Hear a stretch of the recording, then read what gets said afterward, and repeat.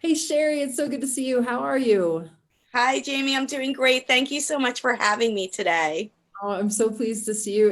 You are such a joy, and I can't wait for everyone who is considering coming to Lemon Rebellion next week to get to know you a little bit better. I think you have an interesting gift and awesome message to share with everyone. So, if you don't mind, I'll do a little bio on you so that they can get Sure. to know you better. Cool.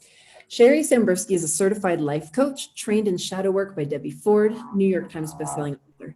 Sherry's work is focused on career transitions, supporting her clients to build their self esteem and to become unstoppable in their career. Having endured and overcome challenges in her own career, Sherry supports clients to identify goals, move past challenges, take action, and stay accountable to move toward their vision for their career. Sherry's background includes extensive experience, 20 years, in fact, as a recruiter and in the staffing industry. She offers proven best job search practices and has led numerous workshops on job searching.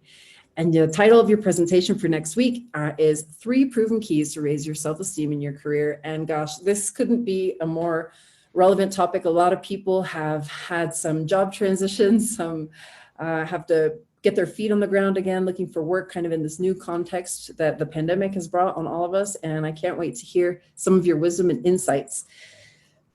Absolutely. Cool. Absolutely. Awesome. Yeah.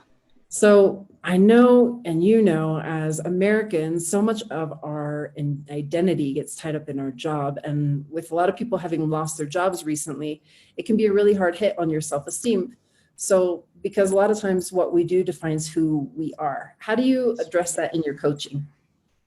Great question. Thank you for that. So, yeah, absolutely. Especially when somebody goes through pardon my cat, the parting of ways with a job. The thing that I find is that people take it personally. And so the first rule is that it's a neutral event, it wasn't personal. And so to really look at what story you're telling yourself that feels disempowered that you're buying into, and then that's the path that you're going to take into this job search. So that's kind of the first thing, is to just kind of re shift the way you're looking at it from a this is happening to me to this is happening for me.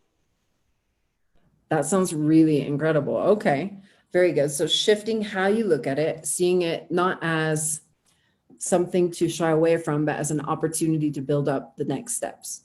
So how does your coaching work, or what are some of the other limiting beliefs that people may have when they lose their job or when they're considering a career transition? What are some of the beliefs that you've found to be most common with your clients and in your practice? Yeah, thank you for that. So one of the beliefs, and especially when it comes to people who have just parted ways with a job, is that it presses into they're not good enough. They thought they weren't good enough, or maybe they're not good enough to go to this new career that they have in mind, or who do I think I am? I think I'm just this, and so that's who I should always have to be. So a lot of times it's about how we identify. If for a long time, so you mentioned earlier, I was a recruiter for a lot of years. We won't say the amount again, but I was a recruiter for a long amount of years. And so I knew as a recruiter that there was a deeper meaning for what I was supposed to do. And I went and I got a career coaching certification, which, I mean, it was great, but the truth is I already knew all of that job search stuff because of my recruiting experience.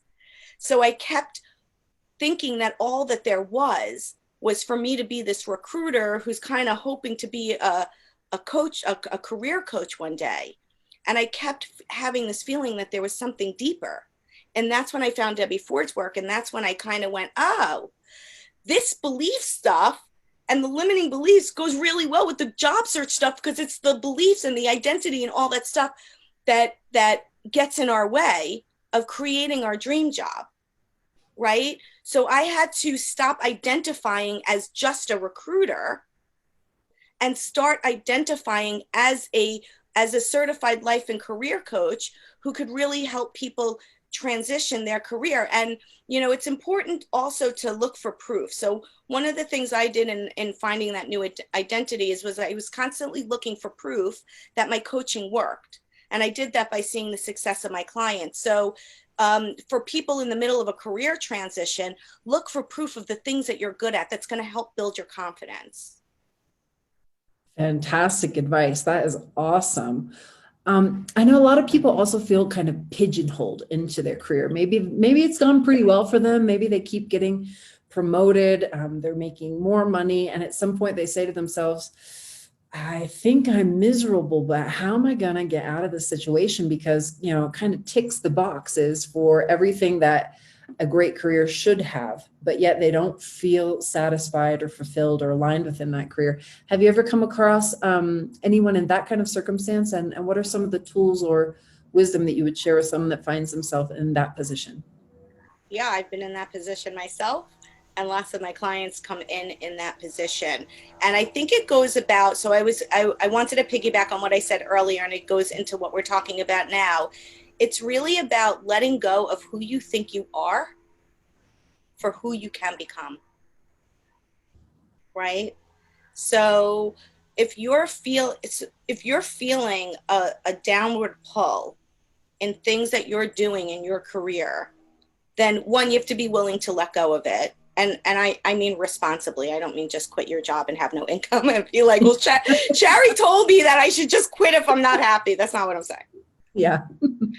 However, what you can do is start to pave the path to the new thing. So you need to get clear on what that is and get clear on what is draining you, because it might not be the whole thing. So I'll give you a quick example. So the recruiter to the career coach thing, as a recruiter, one of the things I hated was looking through resumes. I hated it. As a career coach, I love helping people create an eye-catching, like a powerful eye-catching resume, and I help them cut it down and do all the things that I know will open doors. That's exciting. It's the same thing, but it's a different way of doing it.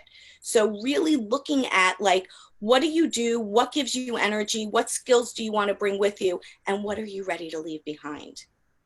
And trust that if that's the desire in your heart, the path will show itself to you, but you must take action. Yeah, successful career transitions don't just happen by magic. You've got to put in the work. And that, you know who taught me that? You taught me that. I saw a quote by you that said something to that extent, and I thought that's true. You've got to be guided with this, like you said, the belief and the belief that you can become and do something different than what you've always done and who you've always been to get closer to your dreams. But it doesn't happen by accident. And accept the steps that it might take to get there. Don't convince yourself that because you might need a certification or you might need to get reskilled in something that it's just not possible, because anything is possible if it's in your heart. Awesome. Oh, Sherry, I'm so excited. This is such a really interesting topic. And you as a coach are so unique in that you bring this mindset and belief work and mix it with this corporate experience of recruitment, all the practicalities that contains to bring that together in a package to help people really transition successfully, either from a career that they're, tired of, or into new opportunities if they're looking for something new. So I'm so excited to have you on our panel next week. Thank you for taking some time to talk with us. And if you want to hear more from Sherry next week at Lemon Rebellion, Thursday, the 25th of February, you can still sign up at lemonrebellion.com. We can't wait to see you there. Thank you, Sherry, and can't wait to hear more from you next week. Take care. Thanks so much, Jamie. Bye, everyone. See you next week.